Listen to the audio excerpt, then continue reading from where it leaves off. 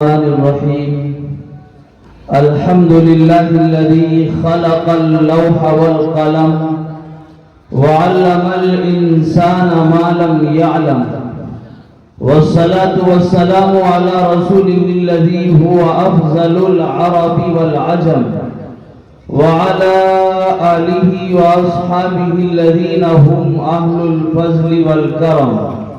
أما بعد، فقد قال الله عز وجل في كلامه المجيد والفرقان الحميد: أعوذ بالله من الشيطان الرجيم. بسم الله الرحمن الرحيم. اقرأ باسم ربك الذي خلق الإنسان من علق.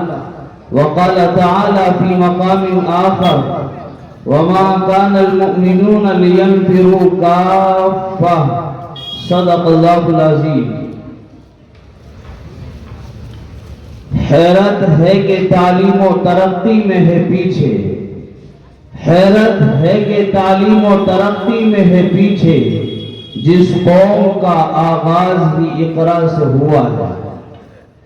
عزیزان گرامی قدر، بزرگوں اور نوجوان دوستوں، برسر اسٹیج تشریف فرما اکابر علماء کرام، مفتیان اعظام، قرائے کرام، حفاظ، خصوصاً ہم سب کے بڑے مخدوم گرامی قدر حضرت اقدس حضرت استاد محترم جناب حضرت مولانا واولانا شفیع الحسن صاحب قاسمی دامت برکاتہم العالیہ. عزیزو، یہ وقت یوں تو ساری دنیا کے لیے بڑی کشمکش اور حیرانی کا وقت ہے. اس وقت آپ جہاں دیکھیں بڑی پریشانیوں کا سما ہے. ہر آدمی سکون سے خالی اور عاری ہے. ہر کوئی ایک تگ و دو کے اندر مشغول ہے. لوگوں کے پاس جائیداد، دولتیں، حسن و جمال، صلاحیتیں، قابلیتیں، ہر قسم کی اشیاء موجود ہیں، لیکن ان ساری چیزوں کے فراہم ہونے کے باوجود بھی انسانیت ایک عجیب سا دور اور وقت گزار رہی ہے. اور یہ صرف ایمان والوں کے ساتھ نہیں، بلکہ دنیا کے ہر ملک اور ہر ملک کے تمام باشندوں کے ساتھ یہی صورتحال ہے. آپ ملک ہندوستان کا جائزہ لیجئے یا آپ قریبی ممالک کا دورہ کیجئے یا آپ ایک طائرانہ اور سرسری نظر کل عالم پر ڈالیے. آپ افریقہ، امریکہ، یورپ، برطانیہ، فرانس، دنیا کے بڑے بڑے ملکوں کے اسفار کیجئے، اور آپ حضرات سوشل میڈیا کے صارفین اور یوزرز ہیں. آپ بہترین جانتے ہیں کہ اس وقت دنیا میں عالمی پیمانے اور انٹرنیشنل سطح پر کیا حالات اور کیا قسم پرسی کا عالم ہے. لوگ ایک چیز کی تلاش میں ہیں. لوگ نظر اٹھا کر ایک چیز کو ڈھونڈ رہے ہیں. لوگ خواہاں ہیں کسی مطلوبہ شے کے. لوگ متلاشی ہیں کسی گم شدہ چیز کے. لوگ چاہتے ہیں کہ ہمیں وہ چیز ملے جو ہمیں دولت و اسباب کے ساتھ ساتھ سکون بھی دے، جو لوگوں کو امن و امان عطا کرے، جو انسانوں کو انسان بنائے، جو حیوانوں کے حقوق ادا کرائے، جو اپنے پرائے، چھوٹے بڑے، امیر و غریب سب کے ساتھ یکساں نظر کے ساتھ معاملہ کرے. لوگ ڈھونڈ رہے ہیں کسی ایسی چیز کو جس کے ملنے کے بعد دل کو قرار آئے، جس کے ملنے کے بعد زندگی سکون کی راہ دیکھے، اور جس کے حاصل ہو جانے کے بعد لوگوں کے دل قرار و سکون کے سمندر بن جائیں، اور پھر لوگ زندگی گزارے سکون کی، امن و امان کی، حفاظت کی. پھر لوگ زندگی گزارے ایک دوسرے کے ساتھ محبت کی، ایک دوسرے کے ساتھ الفت کی، پھر لوگ زندگی گزارے بڑوں کے حقوق پہچان کر، پھر لوگ زندگی گزارے چھوٹوں کے حقوق پہچان کر، پھر لوگ زندگی گزارے اپنوں کے حقوق پہچان کر، پھر لوگ زندگی گزارے ہمسایوں کے حقوق پہچان کر، پھر لوگ زندگی گزارے بعید کے رہنے والے لوگوں کے حقوق ادا کر کے، بلکہ اس سے آگے بڑھ کر آپ یوں کہیے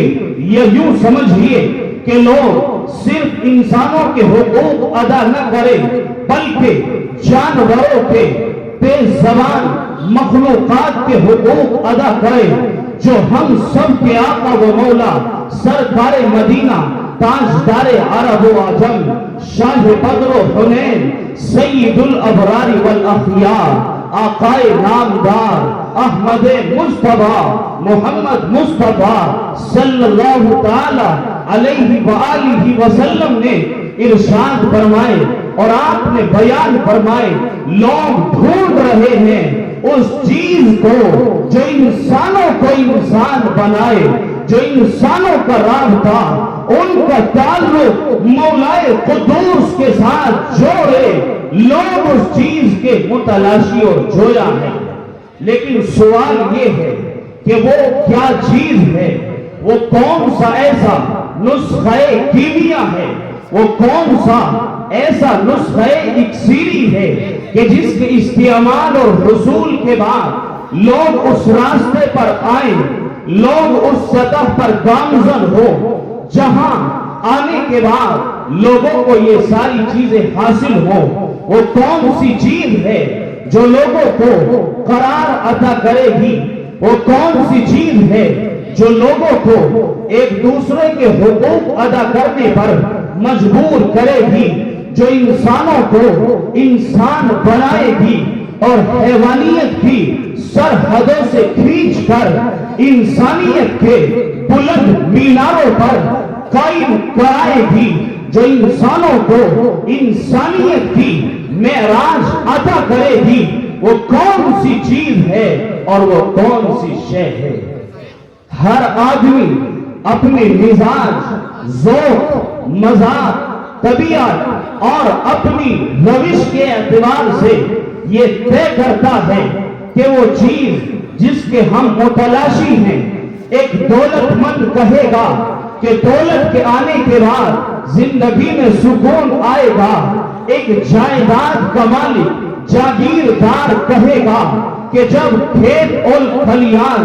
طویل مدت کے ساتھ اور طویل حصار کے ساتھ اس کے حصے میں آئیں گے تب یہ چیز حاصل ہوگی۔ ایک ڈاکٹر کہے گا کہ جب ڈاکٹری کے شعبے میں اور جب ڈاکٹری کے ڈپارٹمنٹ میں لوگ آگے بڑھیں گے پھر وہ چیز میسر آئے گی۔ کوئی اگر عالم ہوگا تو وہ یہ رائے اور مشورہ دے گا کہ اپنے بچوں کو حافظ، قاری، عالم، مفتی، ادیب، قاضی آپ بنائیے، آپ کو یہ چیز حاصل ہوگی۔ کوئی کچھ اور رائے دے گا، کوئی کچھ اور کہے گا، کوئی بدکار کہے گا کہ اصل مزہ تو بدکاری میں ہے، لیکن یہ میری اور آپ کی اپنی رائے ہو سکتی ہے، یہ میرے ذہن کی خراشی اور آپ کی فکر ہو سکتی ہے، یہ میری سوچ اور آپ کی رائے ہو سکتی ہے، یہ کسی ان پڑھے یا پڑھے لکھے آدمی کی رائے ہو سکتی ہے، یہ گاؤں کے رہنے والے یا شہر کے رہنے والوں کی رائے ہو سکتی ہے، یہ کسی دانشور کی رائے ہو سکتی ہے، لوگوں کی رائے ان کے حوالے، آپ کی رائے آپ کو مبارک، میری رائے مجھے مبارک۔ آؤ فیصلہ کرتے ہیں اس چیز کے حصول کا کون سا ذریعہ ہوگا،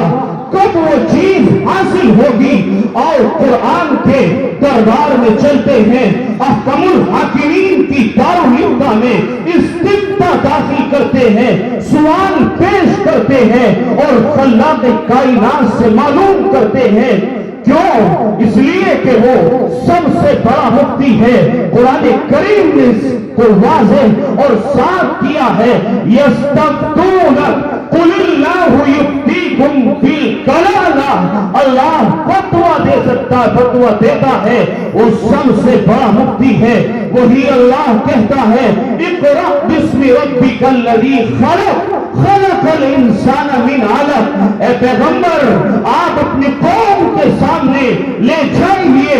اقرأ کی یہ آیتیں، آپ قوم کے سامنے پیش کیجئے احکم الحاکمین کا یہ پیغام، آپ پیش کیجئے احکم الحاکمین کا یہ سبق۔ مولا قدوس وہ سبق اور طرز کیا ہے؟ اے اللہ وہ پیغام کون سا پیغام ہے؟ اے اللہ ہم تو ڈھونڈ رہے ہیں، مولا قدوس اس سکون کی خاطر ہم نے زندگیاں برباد اور ضائع کی، اے اللہ جوانیوں کو داؤں پر لگا دیا، مولا قدوس دولتوں کو صرف کر ڈالا، اے اللہ صلاحیتوں کا استعمال کر ڈالا، اے اللہ طاقتیں لگا ڈالی، مگر مولا احکم الحاکمین وہ کون سا نسخہ ہے؟ اے اللہ ہم اس نسخے کو حاصل کرنا چاہتے ہیں۔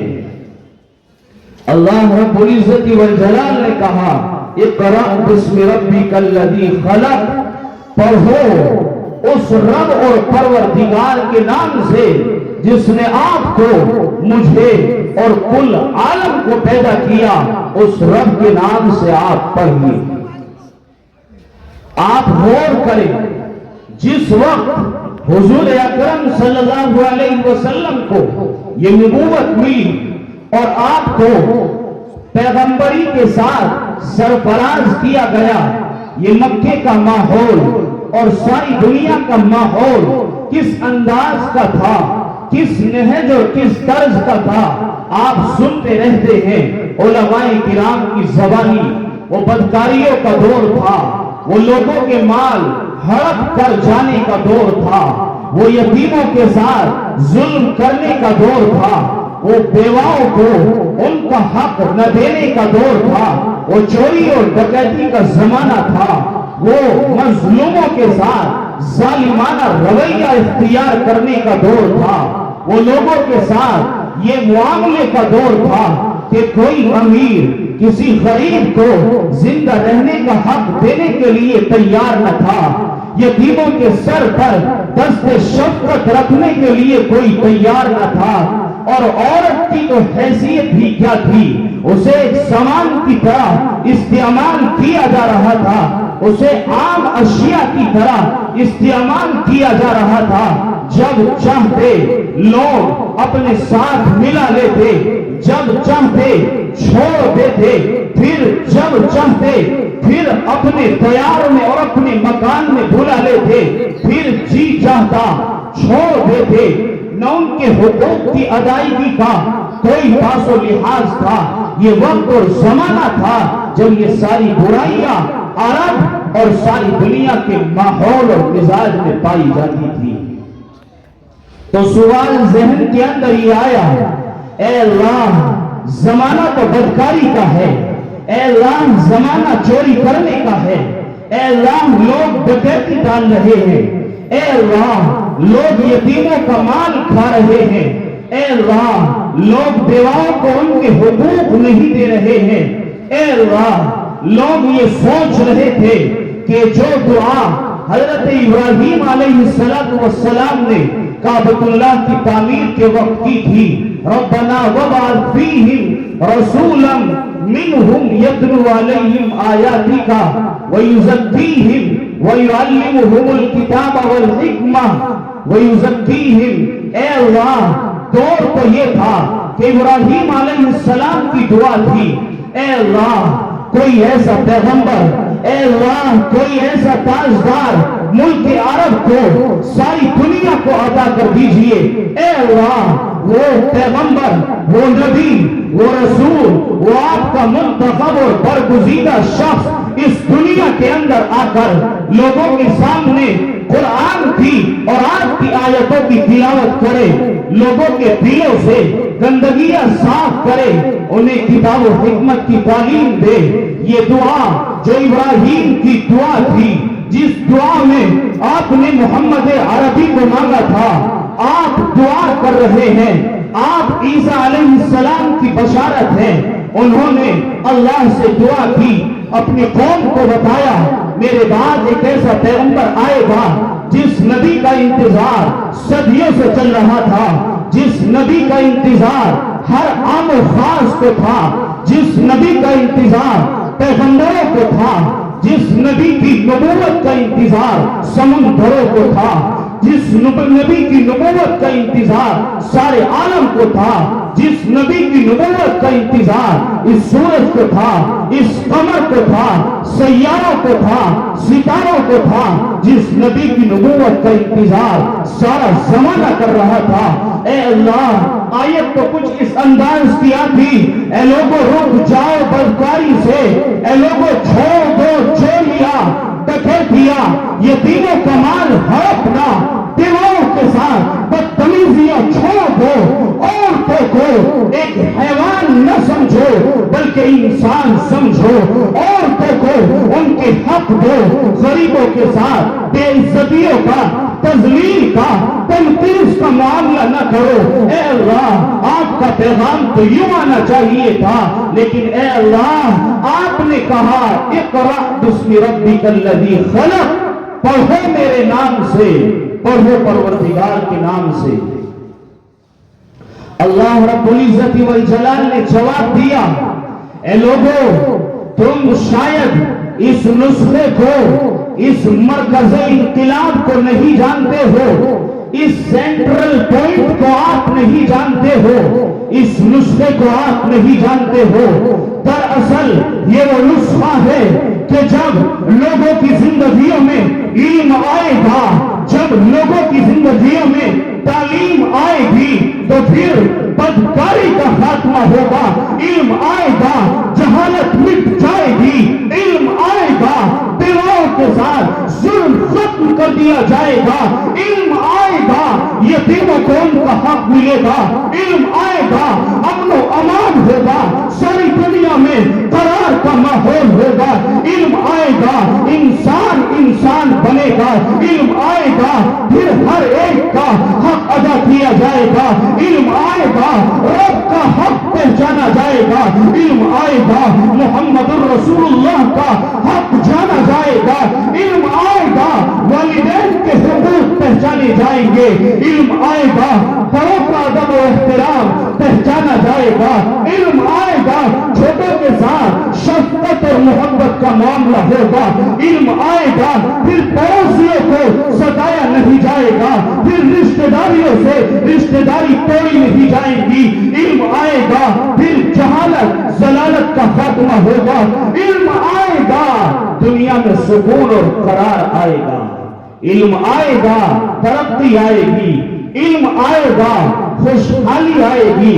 علم آئے گا انسانیت اپنے عروج کو پہنچے گی، علم آئے گا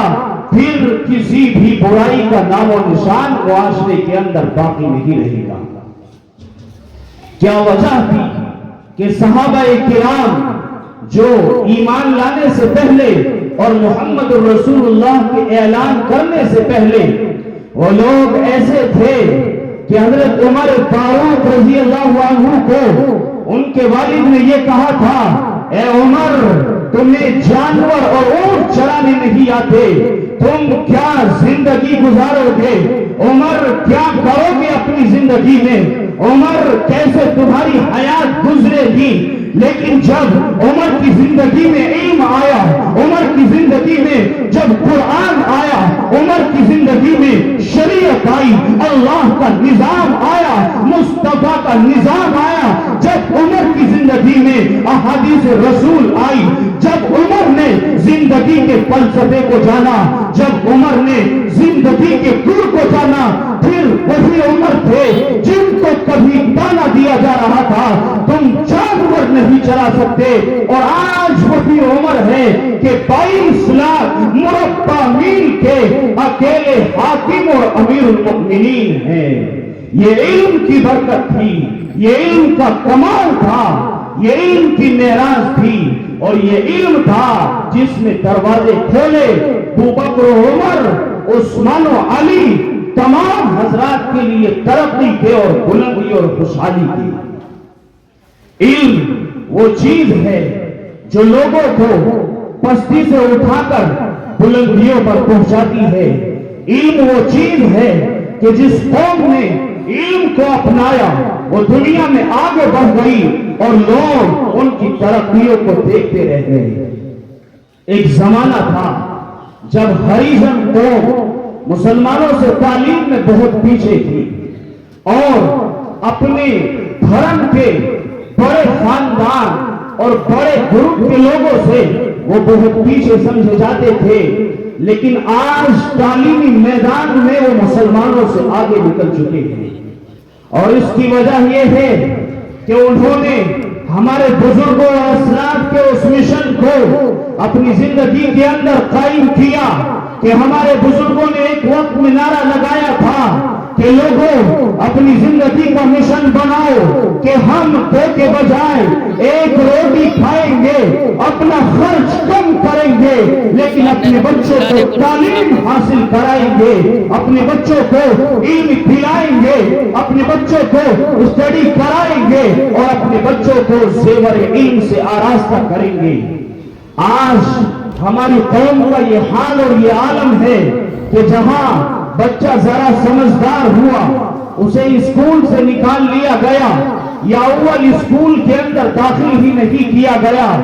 और फिर उसे वालिद ने अपने साथ काम पर लगा लिया,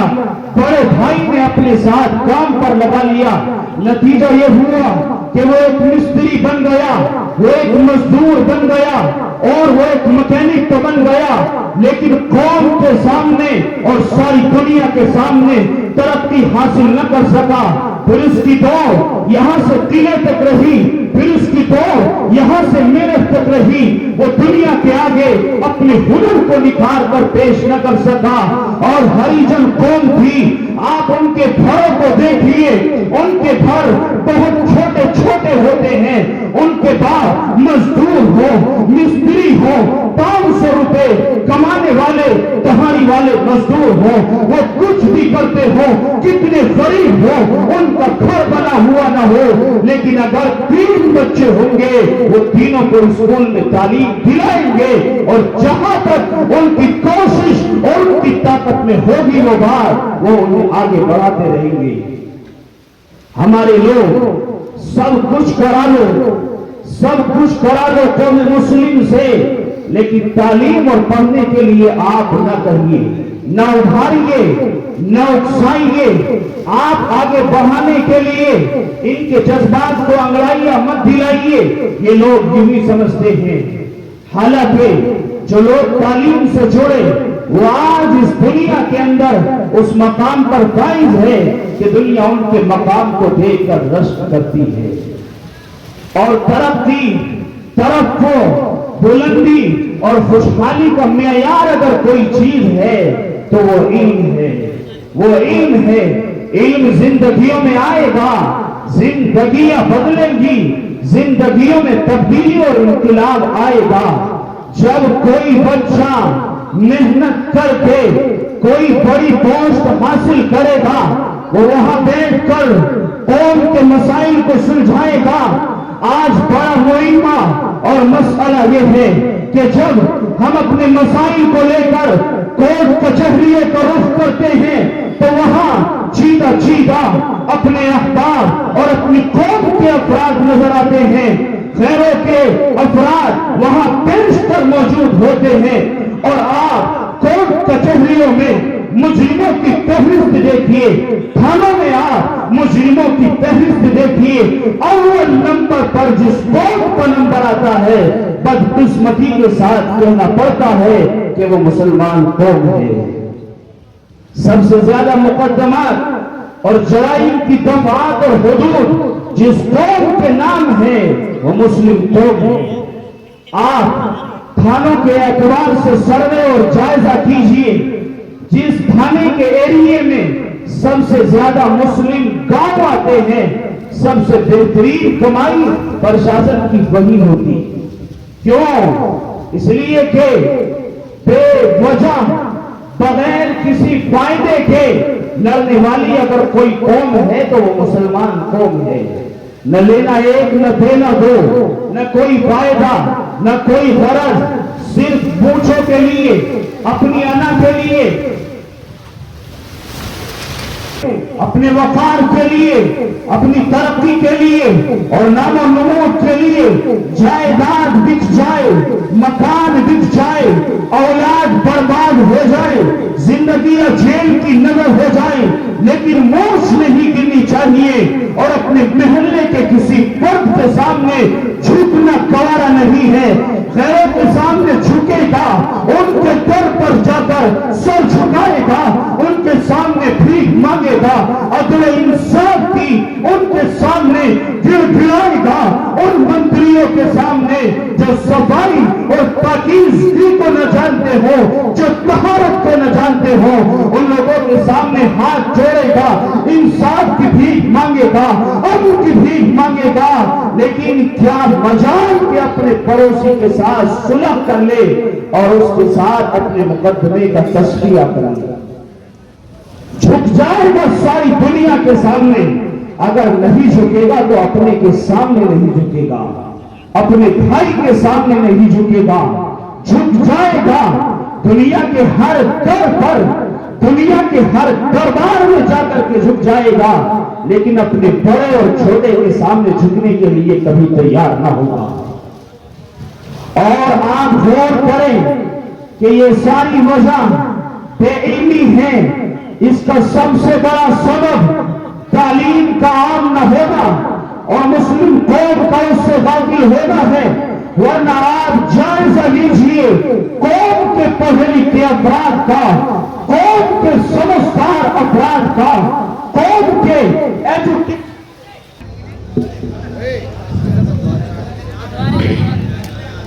علم وہ شے اور علم وہ چیز ہے جو لوگوں کو پستی سے نکال کر بلندی پر پہنچاتی ہے، جو لوگوں کو اس ماحول میں لاتی ہے کہ جس ماحول میں لانے کے بعد انسانوں کو قرار اور سکون حاصل ہوتا ہے۔ اس لیے قوم کے نوجوانوں، غیور مسلمانوں، لوٹو اپنے اس ماضی کی طرف جس ماضی میں ہم علم سے اس قدر وابستہ تھے کہ دنیا میں جس قدر ترقی ہوئی، دنیا میں جس قدر بلندیاں حاصل ہوئی، وہ سب مسلمانوں کے علوم تھے، ان کے افکار تھے۔ افسوس کی بات یہ ہے کہ غیروں نے مسلمانوں کی تہذیب کو اپنایا، غیروں نے مسلمانوں کے مزاج کو اپنایا، غیروں نے اس نسخے کو اپنایا جس نسخے کو قرآن کریم نے مسلمانوں کو اور اپنے ماننے والوں کو عطا کیا تھا۔ اس نسخے کو چھوڑ دیا۔ محمد الرسول اللہ کے غلاموں نے کوئی پاس و لحاظ نہ کیا، علم سے دور ہو گئے، اور علم چاہے دنیاوی ہو یا دینی ہو، دونوں علوم سے دور ہو گئے۔ مسلمانوں نے آنکھیں بند کر لی، علم کی طرف سے، تعلیم کی طرف سے آنکھیں موند لی، اور پھر مسلمانوں کا مقدر ذلت و پستی بن گئی۔ مسلمانوں، یہ وقت تعلیم سے وابستہ لوگوں کا ہے، آنے والا وقت تعلیم یافتہ افراد کا ہوگا۔ جو لوگ علم سے نہیں جڑیں گے، دنیا انہیں معاف نہیں کرے گی، لوگ انہیں نہیں بخشیں گے۔ انپڑھ لوگ اگلے زمانے میں اپنی زندگی سکون کے ساتھ گزار نہیں پائیں گے۔ ٹیکنالوجی کا زمانہ آ رہا ہے، یہ زمانہ ہے انٹرنیٹ اور سوشل میڈیا کا، جہاں یہاں بیٹھا ہوا ایک آدمی امریکہ میں بیٹھے ہوئے ایک آدمی کو اپنی نظروں کے سامنے برابر دیکھ رہا ہے۔ آنے والا وقت تعلیم کے اعتبار سے بڑی بلندیوں کا وقت ہوگا۔ آنے والا وقت وہ وقت ہوگا کہ علم والے کی عزت کی جائے گی، جو علم والا ہوگا اسے نوازا جائے گا، علم والوں کو سروں پر بٹھایا جائے گا، علم والوں کو پلکوں پر بٹھایا جائے گا، علم والوں کی طرف لوگ نظر عزت اٹھائیں گے، لوگ علم والوں سے تعلق رکھنا چاہیں گے۔ ان پڑھ لوگوں کو معاشرے سے کاٹ دیا جائے گا، سماج سے ان کا بائیکاٹ کر دیا جائے گا۔ ان پڑھ لوگوں کو زندہ رہنے کا کوئی حق نہ ہوگا۔ ان پڑھ لوگ اپنی زندگی کو سکون اور قرار کے ساتھ گزار نہیں پائیں گے۔ آپ لوگ جانتے ہیں نئی تعلیمی پالیسی جو موجودہ سرکار لے کر کے آئی ہے، اگر وہ پاس ہو گئی، مسلمانوں کی बड़ी बदकिस्मती होगी। और वो पॉलिसी ये है कि जिसके वालिदैन हाई स्कूल पास किए हुए होंगे उनके बच्चों को ही स्कूल के अंदर दाखिला मिलेगा, और जिनके वालिदैन हाई स्कूल पास किए हुए नहीं होंगे उनके बच्चों को स्कूल के अंदर दाखिला नहीं मिल सकेगा। और इसका नतीजा यह होगा मुसलमानों, हमारी आने वाली नस्ल जब स्कूल के अंदर दाखिल न हो सकेगी, अनपढ़ रहेगी, जाहिल रहेगी, फिर कौम को बेहतरीन डॉक्टर न मिल सकेंगे, फिर कौम को बेहतरीन वकील और एडवोकेट न मिल सकेंगे, फिर कौम को बेहतरीन जज न मिल सकेंगे, फिर कौम को आईपीएस न मिल सकेंगे, फिर कौम को एसपी डीएसपी न मिल सकेंगे, फिर कौम को डीएम न मिलेंगे। और जब तक कौम के लोग तालीमी मैदान में आगे नहीं आएंगे मुस्लिम कौम का कोई मसला हल होने वाला कतई नहीं है। अपने जहनों से निकाल दे ये बात कि जैसे अब तक कटी आइंदा ऐसे कर जाएगी। वो वक्त और था, आज समा कुछ और है, वो सदी कुछ और थी, आज के तकाजे कुछ और हैं। उस वक्त का ऐलान कुछ और था और आज का ऐलान कुछ और है। आज के वक्त की सजा कुछ और है। और जो कौम वक्त के साथ नहीं चलती, अपने आप को वक्त के साथ आगे नहीं बढ़ाती, जो कौम अपने आप को वक्त के तकाजों से लैस नहीं करती, वो कौम न तरक्की कर पाती है और उस कौम को इज्जत और एजाज के साथ नहीं नवाजा जाता है। लिहाजा मुसलमानों, पढ़ाओ, तालीम की खुशबू अपने घरों में बखेर दो, अपने बच्चों के दिलों में इल्म बिठा दो, उनके सीने में जहां आप कुरान करीम की तालीम डालें और दाखिल करें, जहां आप अपने बच्चों को कुरान का हाफिज बनाएं, वही बेहतरीन और शानदार इंजीनियर बनाएं। जहां आप अपने बच्चे को कारी कुरान बनाएं, बेहतरीन वकील भी बनाएं। जहां आप अपने बच्चे को आलिम दीन बनाएं, उसे जज भी बनाने की कोशिश करें। जहां आप अपने लफ्त जिगर को मुफ्ती बनाने की कोशिश करें, वही आप अपने बच्चों को बेहतरीन इंजीनियर बनाने की कोशिश करें। जहां आप दीन की तालीम के एतबार से तरक्की हासिल करना चाहते हैं, बुलंदी हासिल करना चाहते हैं, वही दुनियावी तालीम के मैदान में भी आप किसी कौम से पीछे नहीं रहने चाहिए। ये हमारे उलमाए किराम की आवाज, उनका पैगाम और दर्द जिगर रखने वाले अल्लाह वाले के दिल की सदा और उनका दर्स और सबक है। मुसलमानों, जिस किसी आदमी ने इल्म को अपनाया, फिर अल्लाह ने वो बुलंद मकाम दिया कि आसमान और जमीन उस पर रश्क करने लगे। मशहूर मुहद्दिस गुजरे हैं जिनका नाम इस वक्त जहन से ओझल और गायब है। वो मुहद्दिस जब अपनी मां के पेट में थे, उनके वालिद उनकी वालिदा को कुछ रकम देकर के चले गए सफर तिजारत पर और उनसे कह दिया कि जब कोई बेटा पैदा हो उसे पढ़ाना लिखाना और उसकी बेहतरीन तरबियत करना। बाप चला गया सफर पर और यहाँ बेटा पैदा हुआ, माँ ने उस बेटे की तरबियत की, उसे पढ़ाया लिखाया, वक्त का इमाम मुहद्दिस मुफस्सिर मुहक्किक नुक्ता बनाया। और जब एक वक्त के बाद और एक जमाने के बाद 18 या 20 साल के बाद उन मुहद्दिस और आलिम दीन के वालिद अपने घर आते हैं और घर की कुंडी खटखटाते हैं, तो अंदर दरवाजे में घर के अंदर वो लफ्त जिगर भी है जो आज जवान हो गया है, और वो माँ भी है जिसका शोहर एक मुद्दत पहले सफर पर गया था और अब सफर से वापस लौटा है। वो बेटा दरवाजे की तरफ आगे बढ़ा और उसने आगे बढ़ना चाहा, वो बेटा दरवाजे की तरफ लपका, उनकी मां ने रोका,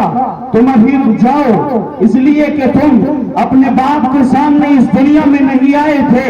कहीं वो मेरे पास एक नौजवान کر بھڑک نہ جائے، غصہ نہ ہو جائے، اس لیے ماں اٹھ کر کے آئی، دروازہ کھولا۔ اس باپ نے جب یہ دیکھا کہ میری بیوی کے پاس ایک جوان لڑکا موجود ہے تو ان کا ذہن گھوم گیا، دماغ چکرا گیا، اور انہوں نے یہ کہا پہلے یہ بتاؤ کہ تمہارے پاس یہ لڑکا کون ہے۔ اس ماں نے یہ کہا یہ داستان بھی سنائی جائے گی، ابھی آپ سفر سے آئے ہو، ہاتھ پیر اور منہ دھو لو اور کھانا کھا لو، اس کے بعد ساری داستان اور ساری کہانی سنائی جائے گی۔ ہاتھ منہ دھویا، انہوں نے کھانا کھایا، نماز کا وقت ہو گیا، انہوں نے پھر معلوم کیا یہ بتاؤ کہ یہ نوجوان کون ہے۔ اس ماں نے یہ کہا کہ نماز کا وقت ہو گیا، تم نماز کر کے مسجد سے گھر آئے، پھر میں ساری کہانی اور داستان تمہارے سامنے تفصیل کے ساتھ رکھوں گی۔ وہ نماز پڑھنے کے لیے مسجد چلے گئے، نماز سے فارغ ہو کر باہر آئے تو دیکھا ایک محدث بہت شاندار انداز کا درس دے رہا ہے، اور وہ کوئی اور نہ تھا، ان کا لخت جگر تھا۔ وقت کی نزاکت اور وقت کا تقاضا یہ ہے کہ بات کو یہی ختم کیا جائے، انشاءاللہ پھر کبھی موقع ہوگا تو پھر ملاقات ہوگی۔ اللہ پاک ان باتوں پر عمل کی توفیق نصیب فرمائے۔ وآخر دعوانا الحمدللہ رب العالمین۔